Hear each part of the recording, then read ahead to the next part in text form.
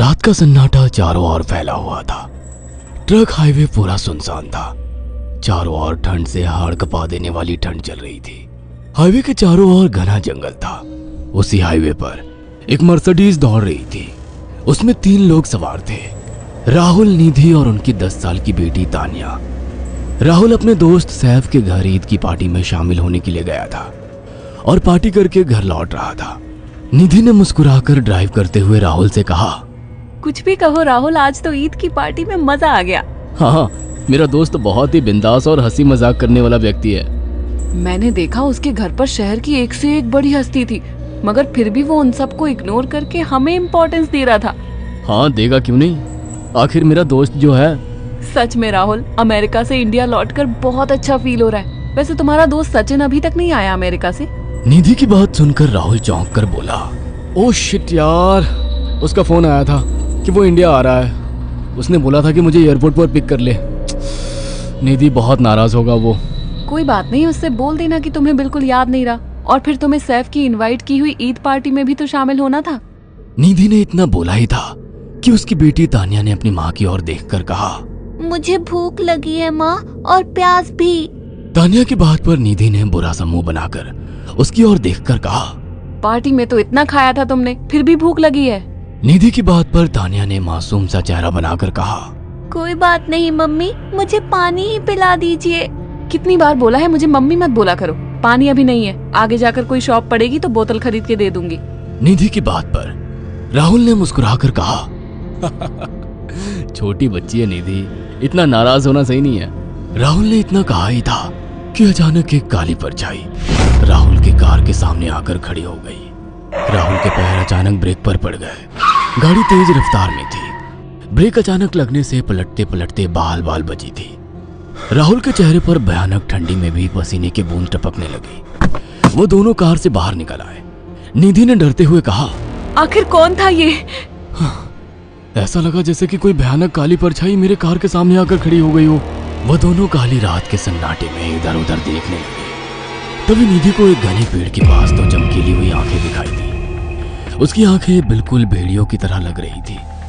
निधि ने चीखते हुए राहुल से कहा, राहुल देखो कौन है वो, जल्दी से गाड़ी में बैठो, मुझे बहुत डर लग रहा है। राहुल ने उस तरफ देखा तो उसके रोंगटे खड़े हो गए। वो दोनों गाड़ी के अंदर बैठने ही वाले कि अचानक एक अजीब सा चेहरा वाला भयानक सा आदमी बिजली की रफ्तार से उनके सामने आकर खड़ा हो गया। राहुल ने देखा कि उसका चेहरा बिल्कुल सड़ा हुआ था और उसकी आंखें भेड़िए की तरह चमक रही थी। उसके लंबे लंबे बाल उसके कंधे तक आ रहे थे और उसके दांत भेड़िए की तरह बाहर की ओर निकल रहे थे। हाथों की जगह नुकीले पंजे थे।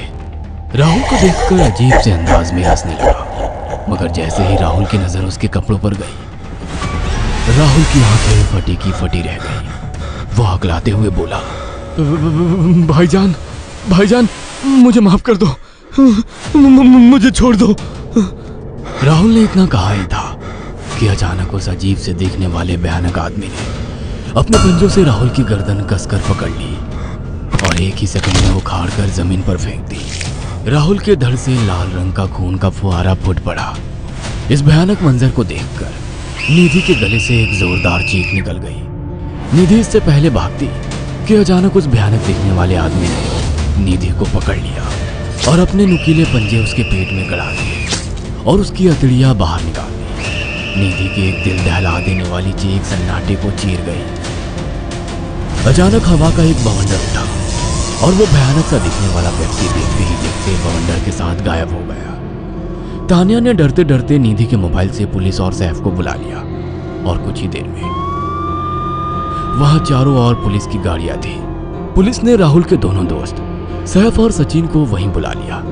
इंस्पेक्टर अर्जुन ने दोनों से कहा, मैंने ऐसी हत्याएं अपने करियर में कभी पहले नहीं देखी। ये काम तो ना किसी जानवर का लगता है, ना ही किसी इंसान का। सचिन कपकपाती हुई आवाज में बोला, आप कहना क्या चाहते हैं? कुछ कह नहीं सकता।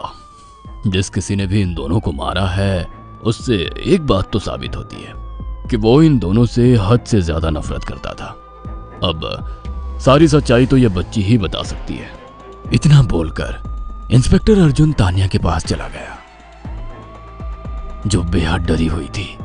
तानिया ने आंखों देखी सारी घटना इंस्पेक्टर अर्जुन को बता दी।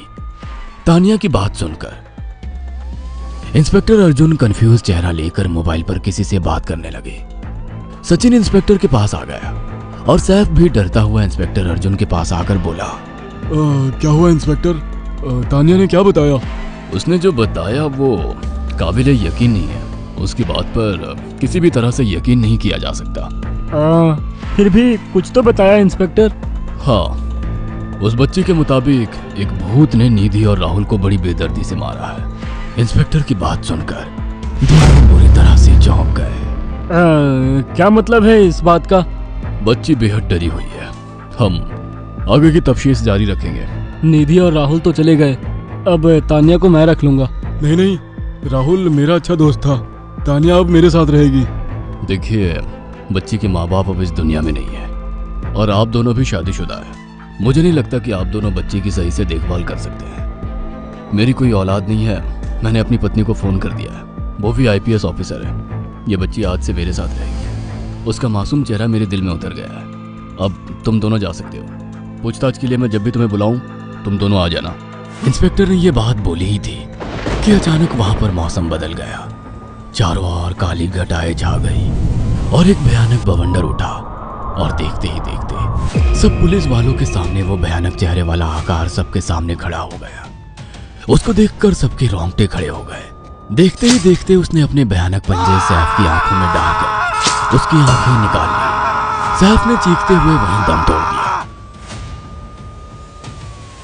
उस भयानक आदमी को देखकर सचिन उसके पैरों पर गिर गया। तुम तो भाईजान से कपड़े पहने हो। मैं समझ गया, तुम भाईजान हो। मुझे माफ कर दो भाईजान, मुझे यहाँ से जाने दो। मैंने कुछ नहीं किया था। वो भयानक चेहरे वाला गुर्राते हुए बोला, बता इन सबको कि ये सब इतनी भयानक मौत क्यों